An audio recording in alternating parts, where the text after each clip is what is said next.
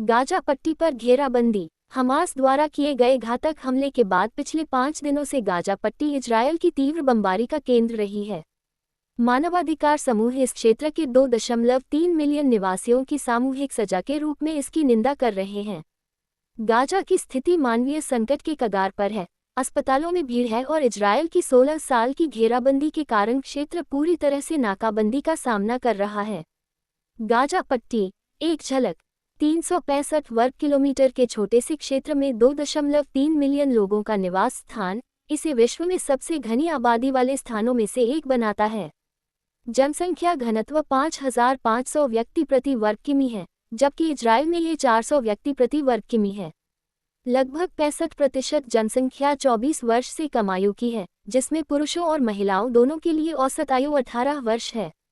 इस क्षेत्र को 16 वर्षों से इजरायल की भूमि, वायु और समुद्री नाकेबंदी का सामना करना पड़ रहा है, जिससे इसकी अर्थव्यवस्था और लोगों की आवाजाही पर गंभीर प्रभाव पड़ा है। अक्सर आपातकालीन चिकित्सा उपचार के लिए निवासियों को इजरायल और मिस्र में प्रवेश करने के लिए विशेष अनुमति की आवश्यकता होती है।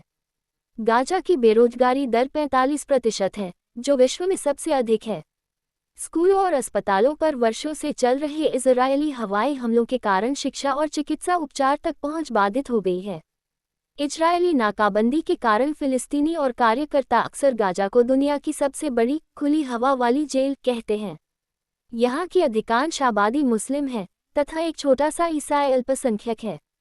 गाजा के 60% से अधिक निवासी वर्तमान इजरायल से आए शरणार्थी हैं, जो 1948 में इजरायल द्वारा स्वतंत्रता की घोषणा के बाद से यहाँ रह रहे हैं, जिसके परिणामस्वरूप फिलिस्तीनियों को उनके घरों से जातीय सफाया कर दिया गया था। संपूर्ण घेराबंदी और इसके निहितार्थ। इजरायल ने गाजा की पूर्ण नाकेबंदी की घोषणा की, जिसमें भोजन, पानी, ईंधन और बिजली की आपूर्ति पर प्रतिबंध शामिल हैं। गाजा इजरायली बिजली लाइनों से प्राप्त बिजली पर निर्भर है तथा कुछ बिजली गाजा के भीतर ही उत्पन्न की जाती है, जिसके लिए अक्सर इजरायली ईंधन का उपयोग किया जाता है। संघर्ष बढ़ने के बाद से इंटरनेट कनेक्टिविटी खराब हो गई है। स्थान और शासन। गाजा भूमध्य सागर पर 10 किलोमीटर गुना 41 किलोमीटर की पट्टी है और 2 फिलिस्तीनी क्षेत्रों में से एक है, दूसरा पश्चिमी तट है। इसकी उत्तर, पूर्व और पश्चिम सीमा इजरायल से लगती है तथा दक्षिणी सीमा मिस्र से मिलती है। 2005 में औपचारिक रूप से अपनी सेना वापस बुलाने के बावजूद इजरायल ने गाजा की सीमाओं, हवाई क्षेत्र और प्रादेशिक जल पर पूर्ण नियंत्रण बनाए रखा है।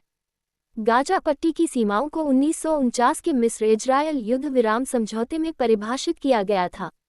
2006 में हमास ने फतह पार्टी के खिलाफ चुनाव जीता और 2007 में गाजा पर नियंत्रण कर लिया, जबकि फिलिस्तीनी प्राधिकरण पश्चिमी तट पर शासन करता है।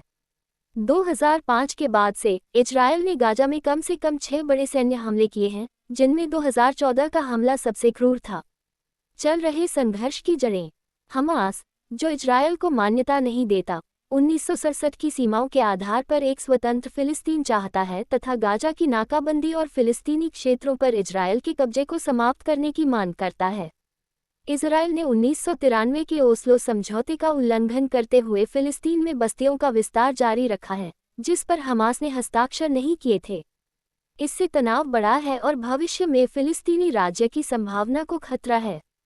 अति दक्षिणपंथी राजनेताओं के उदय, उपनिवेशवादियों की हिंसा और उपनिवेशवादियों के पक्ष में सरकार ने तनाव को और बढ़ा दिया है। वर्तमान संघर्ष। जारी हिंसा के परिणामस्वरूप 1000 से अधिक फिलिस्तीनी मारे गए हैं और इजरायल ने कम से कम 1200 अपने नागरिकों की मौत का बदला लेने का वादा किया है। इजरायल ने पूर्ण नाकेबंदी कर दी है, जिससे गाजा के निवासियों का दैनिक जीवन और आवश्यक वस्तुओं तक उनकी पहुंच काफी प्रभावित हो रही है।